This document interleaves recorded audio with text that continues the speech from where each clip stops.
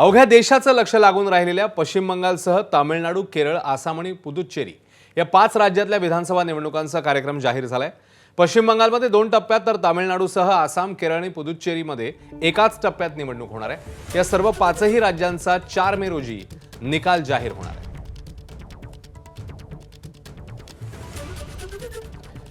तर 5ही विधानसभा राज्यांमध्ये निवडणुका नेमक्या किती टप्प्यात आणि कधी होणार आहेत ते बघूया।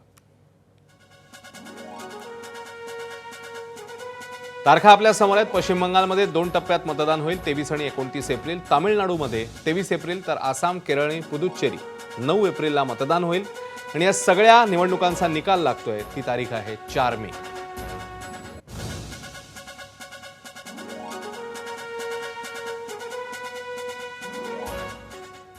दरम्यान विधानसभा निवडणुका जाहीर होण्यापूर्वीच पश्चिम बंगालच्या मुख्यमंत्री ममता बॅनर्जींनी घोषणांचा पाऊस पाडला आणि एक प्रकारे मोठी राजकीय खेळी खेळल्याचं बोललं जात आहे। एक्सवर पोस्ट करत ममता बॅनर्जींनी धार्मिक नेते, सरकारी कर्मचारी आणि पेन्शनधारक यांच्यासाठी अत्यंत महत्त्वाचे निर्णय जाहीर केले आहेत। मतदानाआधी ते निर्णय ममता बॅनर्जींचा मास्टर स्ट्रोक असल्याची चर्चा सुरू झाली आहे।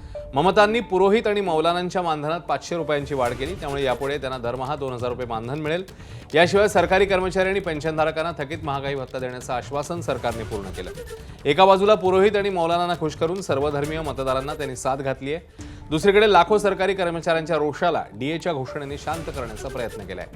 त्यामुळे ममता बॅनर्जींच्या सोशल इंजिनिअरिंगचा निवडणुकीत कितपत फायदा होणार पाहणं महत्त्वाचं आहे। दरम्यान केंद्रीय निवडणूक आयोगाने आज महाराष्ट्रातील बारामती आणि राहुरी विधानसभा मतदारसंघातल्या पोटनिवडणुकीची घोषणा केली आहे। भाजपचे आमदार शिवाजीराव कर्डिले यांच्या निधनाने अहिल्यानगर जिल्ह्यातल्या राहुरी विधानसभा मतदारसंघाची तर उपमुख्यमंत्री अजित पवार यांच्या विमान अपघातात झालेल्या निधनानंतर बारामती विधानसभा मतदारसंघाची जागा रिक्त आहे। बारामतीची पोटनिवडणूक सुनेत्रा पवारच लढतील अशी माहिती राष्ट्रवादी प्रदेशाध्यक्ष सुनील तटकरे यांनी एबीपी माझाला दिली। त्यांच्या विरोधात शरद पवारांची राष्ट्रवादी उमेदवारी देणार नाहीये, मात्र धनगर समाज सुनेत्रा पवारांविरोधात उमेदवार देण्याच्या तयारीत आहे। तिकडे राहुरीच्या जागेवर शरद पवारांच्या राष्ट्रवादीकडून प्राजक्त तनपुरे निवडणूक लढण्यासाठी इच्छुक आहेत अशी सूत्रांची माहिती आहे। त्यामुळे दोन्ही जागांवर बिनविरोध निवडणूक होण्याची शक्यता आता धुसर होतीये।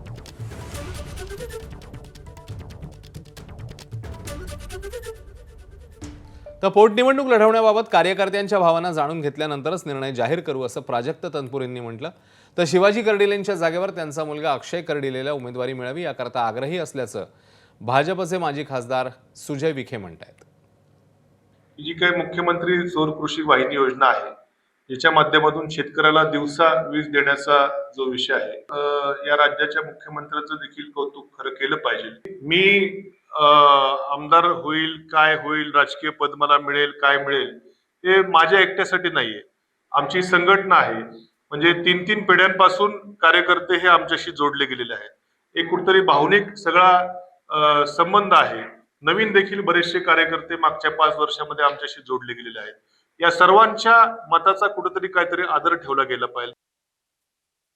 उमेदवारीची अपेक्षा असणं आणि उमेदवारी मिळणं याच्यामध्ये जमीन आसमानाचा फरक असतो।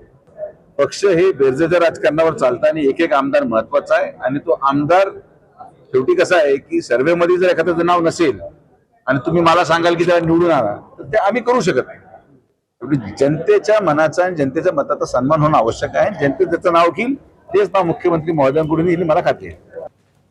तर राहुरी निवडणुकीसाठी भाजपकडून शिवाजीराव कर्डिलेंचे चिरंजीव अक्षय कर्डिलेंचं नाव चर्चेत आहे। निवडणूक झालीच तर ती पूर्ण ताकदीने लढू अशी तयारी केल्याचं अक्षय कर्डिलेंनी म्हटलंय। तर अक्षय कर्डिले यांचे मेहुणे आणि राष्ट्रवादीचे आमदार संग्राम जगताप देखील पूर्ण ताकदीने निवडणूक लढू आणि जिंकू असा विश्वास व्यक्त करतायत।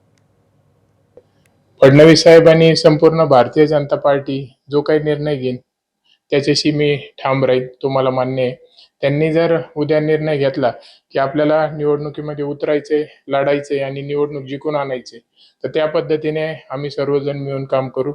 आणि त्यांनी उद्या जर निर्णय घेतला बिनविरोधचा, तो शेवट त्यांचा निर्णय, त्याच्याशी माझा काही बिनविरोध या गोष्टीची माझा काही संबंध नाही। तो पूर्णपणे माझ्यासाठी जे काही निर्णय घेतील ते योग्यच राहील। प्राजक्त तनपुरे जे आहेत विरोधक, त्यांनी आज एक पत्रकार परिषद घेतली, त्यामध्ये म्हटले की आमच्या कार्यकर्त्यांची इच्छा आहे की निवडणूक लढवावी, मग कुठेतरी ही निवडणूक बिनविरोध होईल असं वाटत नाही। कशी तयारी असणार आहे? नाही, जसं फडणवीस साहेबांनी सांगितलं की आम्ही सगळे तयारीत आहोत, तसं ते वस्तुस्थिती आहे की आम्हाला त्यांनी सूचना दिलेल्या आहेत की निवडणूक आपल्याला ताकदीने करायची आणि त्या प्रकारे आम्ही सगळे मंडळी मिळून त्यांच्या आशीर्वादानं आम्ही निवडणूक ताकदीने करू. एकीकडे बारामतीची निवडणूक बिनविरोध व्हावी म्हणून उमेदवार न देण्याचा निर्णय राष्ट्रवादी शरद पवार पक्षाने घेतलेला असतानाच आता बारामती पोटनिवडणुकीत धनगर समाजाचा उमेदवार दिला जाण्याची शक्यता आहे.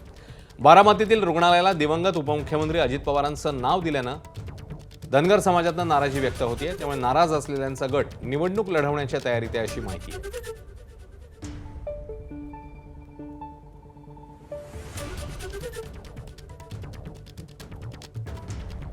तर बारामती आणि राहुरी विधानसभा या दोन्ही ठिकाणी पोटनिवडणूक बिनविरोध झाली पाहिजे, मात्र आमच्यावर निवडणूक लादली गेली तर आम्ही लढायला तयार आहोत असं म्हणत मुख्यमंत्री फडणवीसांनी विरोधकांना आवाहन आणि इशारा दोन्ही दिलाय.